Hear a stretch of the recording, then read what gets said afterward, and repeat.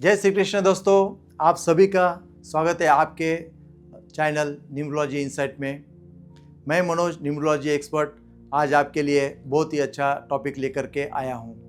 बहुत सारी कंसल्टिंग आती है, बहुत सारे लोगों के कॉल आते हैं, सब लोगों के कुछ अलग अलग मैटर आते हैं। किसी को बिजनेस अच्छा नहीं चल रहा है, किसी को नौकरी नहीं मिल रही है, नौकरी है तो उनके बॉस के साथ उनकी अच्छी मिलाप नहीं हो रहा है, वो फ्रस्ट्रेशन में है, उनको चिंताएं हैं, इस तरह के सवाल आते हैं। दूसरे सवाल क्या आते हैं कि मेरा बच्चा पढ़ नहीं रहा है, वो पढ़ाई में उसका मन ही नहीं लग रहा है, ये ऐसे दूसरे सवाल आ जाते हैं। तीसरा, किसी को ट्रैवलिंग करना है, विदेश में जाना है, उनका विदेश में जाने का योग नहीं बन रहा है, वीज़ा बन रहा है तो उसमें कुछ ना कुछ अड़चनी आ रही है, ये इस तरह के उनके कुछ प्रॉब्लम्स आ जाते हैं। किसी को क्या होता है, उनको बीमारियां हैं, उनके स्वास्थ्य अच्छा नहीं रहता है। तो इस तरह के जो कॉमन क्वेश्चंस लोगों के बहुत सारे आते हैं, तो मैंने ऐसे सोचा कि इनके ऊपर एक छोटा कुछ आपको उपाय दे दूं कि ये सब चीज़ें उसमें आ जाए। तो उसके ऊपर आज मैं आपको टॉपिक लेकर के आया हूं। तो उसके पहले जितने भी लोग यहाँ पर नए हैं, उन लोगों को निवेदन है कि वो लोग इस चैनल को सब्सक्राइब कर दें और अच्छा लगे तो लाइक ज़रूर कर देना। और इसके रिलेटेड आपको कुछ भी सवाल होंगे तो मेरे कमेंट बॉक्स पे आप इसका जवाब देते रहना। और हाँ, एक बात कि न्यूमरोलॉजी अगर आपको सीखनी है और खुद की ज़िंदगी को आपको अच्छे से बनाना है और खुद को सीखना है, तो आप हमसे जुड़ सकते हैं। नीचे गए नंबर पे आप कॉल कर के पूछ सकते हैं, या फिर आप मेल भी कर सकते हैं। आपको जो ऑनलाइन हमारे क्लासेस होने वाले हैं उसके बारे में आपको उसकी जानकारी मिलेगी। ठीक है, तो आज अपना एक टॉपिक शुरू करते हैं।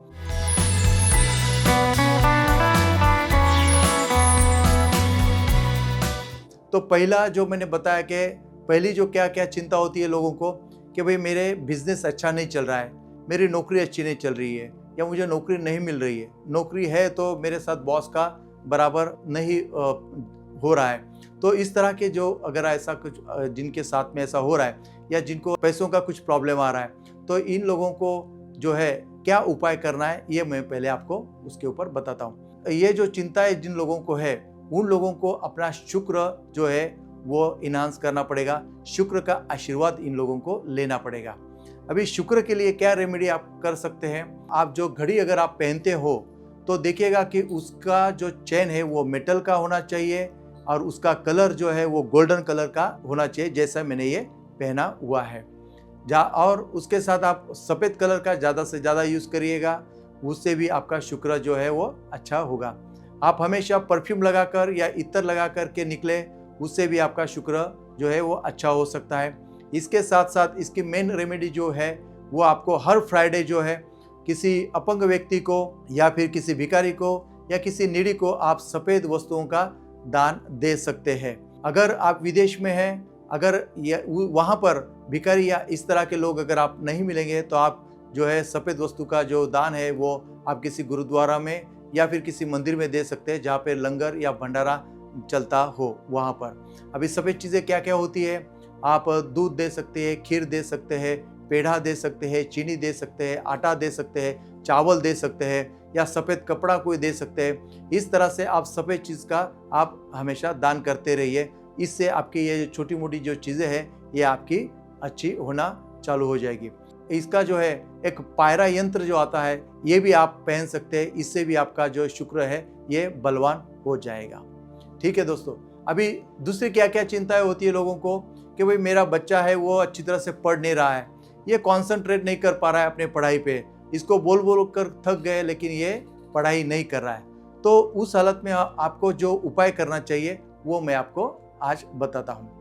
अपने जो बच्चे हैं उनका जो स्टडी टेबल है वहाँ पर आप क्या कर सकते हैं, एक सरस्वती यंत्र का जो है आप वहाँ पर रख सकते हैं, और उसके सामने जो है एक मोर पंख आप रख सकते हैं। आप देखेंगे कहीं भी अपने जो पुराने जो मंदिर होते हैं वहाँ पर मोर पीसों का एक ऐसा गुलदस्ता जैसा रखा हुआ रहता है, और वो अपने ऊपर ऐसे हवा करते हैं, मारते हैं। ये पहले भी, और अपने जो पुराने लोग थे वो भी लोग जो है घर में हमेशा एक मोर पंख रखा करते थे और बच्चों को हमेशा उससे हवा करते थे।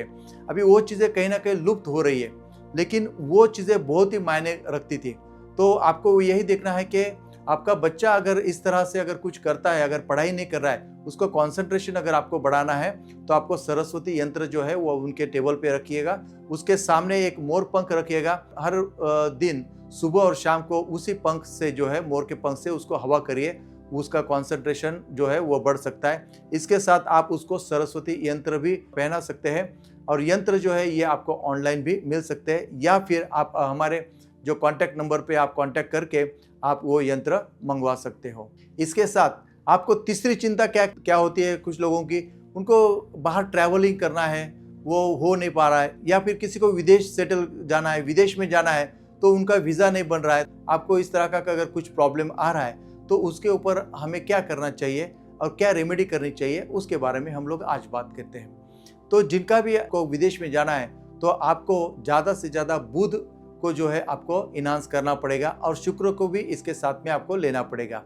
जैसे शुक्र की रेमेडी मैंने अभी बताई वो आपको करनी है, उसके साथ सबसे पहले आपको बुध को जो है वो ज़्यादा से ज़्यादा आपको इन्हांस करना पड़ेगा। और उसकी रेमेडी क्या होगी, एकदम सिंपल रेमेडी है कि आपको ग्रीन कलर का ज़्यादा से ज़्यादा यूज़ करना है और उससे आपका बुध अच्छा हो जाएगा। आपके विदेश जाने का सपना भी इसका पूरा हो सकता है। तो ग्रीन कलर आपको किस तरह से यूज़ कर सकते हैं, आप ग्रीन शर्ट पहन सकते हो, हैंकरचिप आप रखते हैं वो आप ग्रीन कलर का रख सकते हो। आप एक पेन यूज़ कर सकते हो, ग्रीन कलर का यूज़ कर सकते हो। आप हमेशा अपने साथ में 5 इलायची जो है वो भी आप रख सकते हो। और हर बुधवार को आपको गणपति टेम्पल जाना है और गणपति स्तोत्र वहाँ पर आपको 21 बार चैंटिंग करना है। तो इससे भी आपका जो बुध जो है वो एक्टिव हो जाएगा और आपके विदेश के जाने के जितने भी जो तकलीफें हैं वो दूर हो जाएगी। इसके साथ आप बुध यंत्र भी पहन सकते हैं। बुध यंत्र आपको ऑनलाइन मिल सकता है। इसके साथ अगली चिंताएं लोगों को क्या हो जाती है, हमारे जो बच्चों की शादी जो है वो नहीं हो रही है या लेट हो रही है या उसके रिलेशन अच्छे नहीं हो रहे, उसके लिए हमें क्या करना चाहिए। आपको देखना है कि सूर्य भगवान को आपको इसमें आशीर्वाद लेना है और शुक्र का भी आपको आशीर्वाद लेना है। तो आपको सूर्य भगवान का आशीर्वाद लेने के लिए आपको एक रेमेडी करनी पड़ेगी। आपको सुबह सुबह जो है सवेरे उठते ही आपको सूर्य भगवान को जल चढ़ाना है। अभी बहुत सारे लोग बोलेंगे कि कितने बजे तक चढ़ा सकते हैं। सूर्योदय जब होता है वो वाला जो टाइम होता है वो सबसे बढ़िया होता है। उस वक्त आप उनको जल देना चाहिए।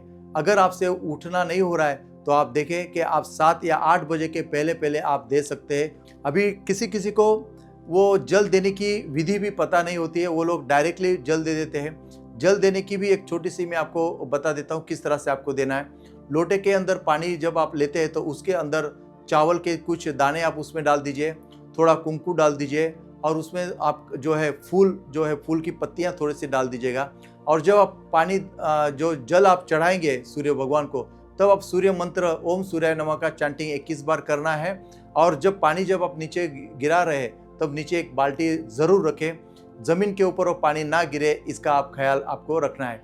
पानी देने के बाद में वो बाल्टी का जो पानी है वो बाहर नहीं फेंकना है, आपको पेड़ों को देना है, पौधों को आपको उसको डाल देना है। सिर्फ यही देखना है कि तुलसी के पौधे को वो पानी आपको नहीं डालना है। इसके साथ आपको शुक्र को भी एक्टिव करना है। शुक्र की मैंने आपको पहले भी रेमेडी बताई हुई है, फिर भी आपको एक बता देता हूँ। आपको एक घड़ी पहननी है जिसकी चेन जो है वो मेटल की है और कलर गोल्डन कलर का होना चाहिए। और हर शुक्रवार को आपको सफ़ेद चीज़ों का दान देना है, जैसे मैंने अभी पहले भी बताया था। ठीक है। इसके साथ और एक बड़ी चिंता लोगों को होती है कि मेरी तबीयत जो है वो अच्छी नहीं रहती है। तो तबीयत जो मेरी अच्छी रहने के लिए हमें क्या करना चाहिए, ये मुख्य सवाल लोगों के बहुत सारे होते हैं। यहाँ पर एक छोटा सा ही आपको उपाय मैं आपको बताता हूँ। आपको गायत्री मंत्र का जो है आपको चैंटिंग करना है। अब गायत्री मंत्र का चैंटिंग कितनी बार करना है, अपनी माला आती है 108 मणि की, तो 108 मणि की माला आपको करनी है। वो आप 10 बार करो या 15 बार करो, वो आपके ऊपर है। लेकिन सुबह और शाम उस गायत्री मंत्र की चैंटिंग आपको ज़रूर और ज़रूर करना है। इसके साथ आप गायत्री यंत्र भी परिधान कर सकते हैं, वो आपको ऑनलाइन मिल सकता है या फिर हमारे मोबाइल के ऊपर आप कॉल करके आप हमसे भी इसको ले सकते हैं।